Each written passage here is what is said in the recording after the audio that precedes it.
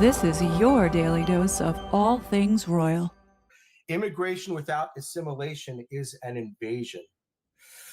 Yes, it was an engineered invasion. This is what the architects of globalization wanted from the very beginning. They want a one world government, no borders. They want a universal religion, honestly. They want a one world, no religion, honestly. They want a universal no religion. Well, the religion ends up being to the government, right? Everything is done, to the government. All right. So yes, we agree, Acid Burn. Thank you for joining us. Okay, here's one that somebody's maybe trying to juke us a little bit. Are you aware that, according to Wikipedia, Scott Bessent is a close friend of King Charles?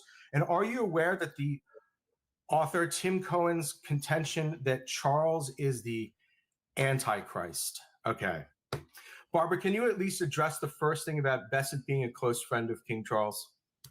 Well, y'all gonna really freak out when King Charles comes here, in the next couple of weeks, if you think that's what actually is making the juice here. Look, King Charles is the head of the modern British Empire, and you need to understand that means that if I want to deal with the idiots who are the public faces of the empire, like Keir Starmer and all of his ninnies, which they are, they're true ninnies, I got to deal with the guy who's the head mafia boss, so to speak.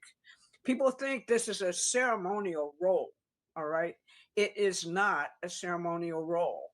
Basically, you're talking about the person who probably knows more about the operations of British secret intelligence, more about the history of the empire and everything else than anybody else. He's on the inside.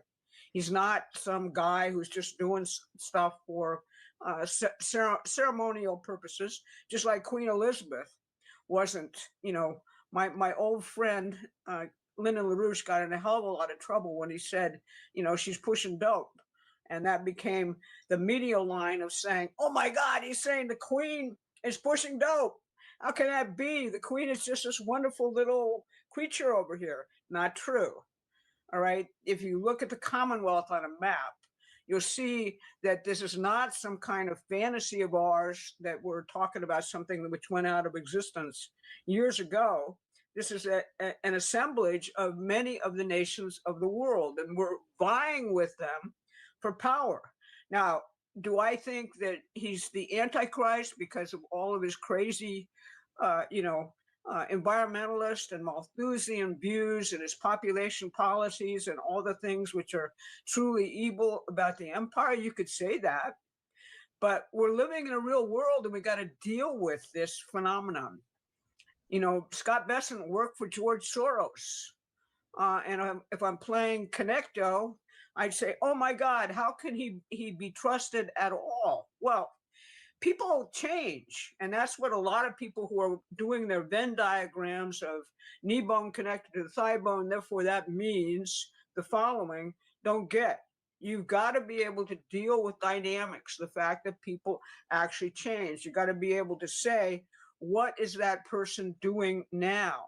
Is it a facade? You got to be able to be comfortable with a certain level of uncertainty in your analysis. You got to basically say, okay, think about it scientifically. Is this true or not? Here's my hypothesis.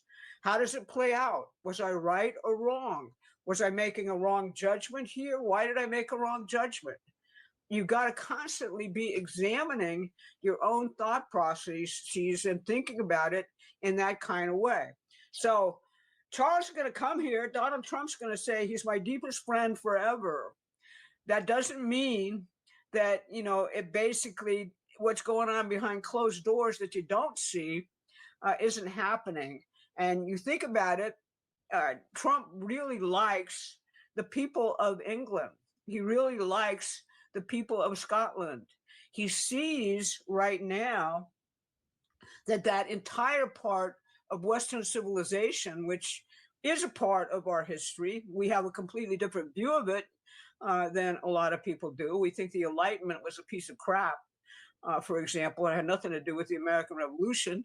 But nonetheless, Europe going into the dump is a big deal for humanity. And it is going into the dump. There's no question about it. So I suspect that there's something larger going on here than, simply Trump being a tool of Charles and the Antichrist and anything else that comes from that kind of framework. It's not to say you're not right to point out the, paradoxes here, because they are real paradoxes, and you've got to let them play out in your mind. I have reached a certain analysis watching Trump over time in terms of kind of the trajectory of how he thinks and how he operates. And the fundamental thing he operates on is people change.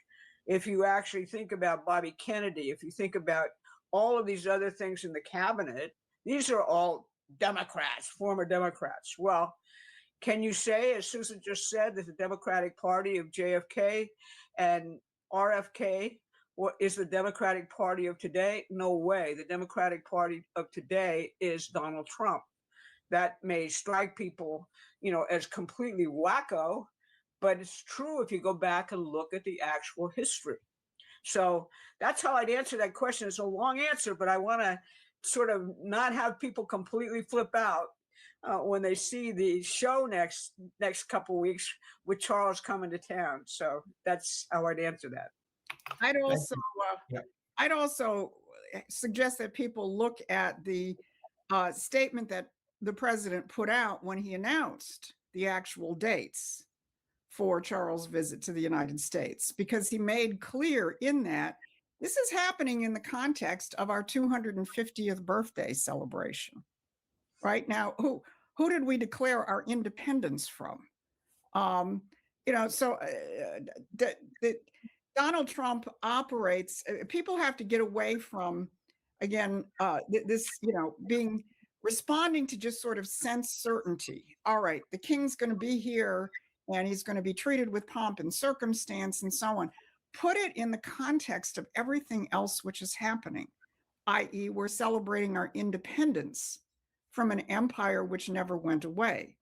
And Donald Trump, through his economic and his strategic policies, is finally dismantling many of the critical instruments of that empire in full view of the population.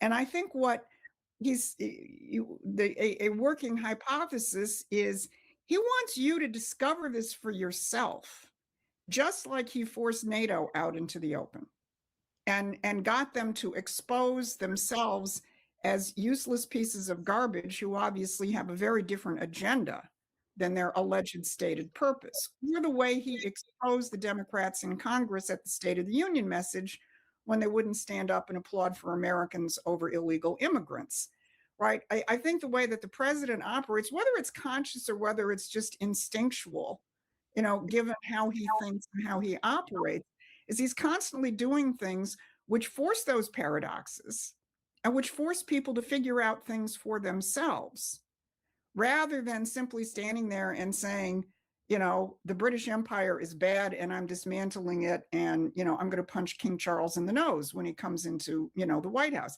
That's not how he does things. And that's not actually that useful.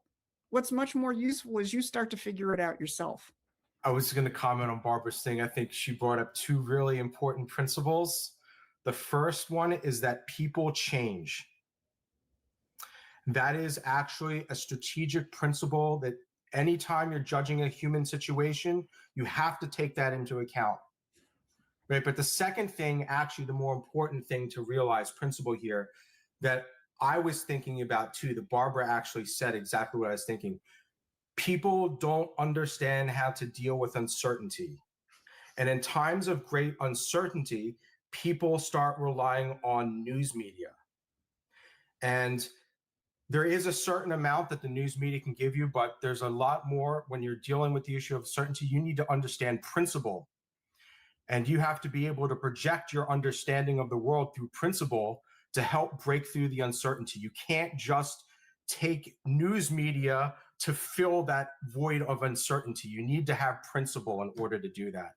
Such a fraud.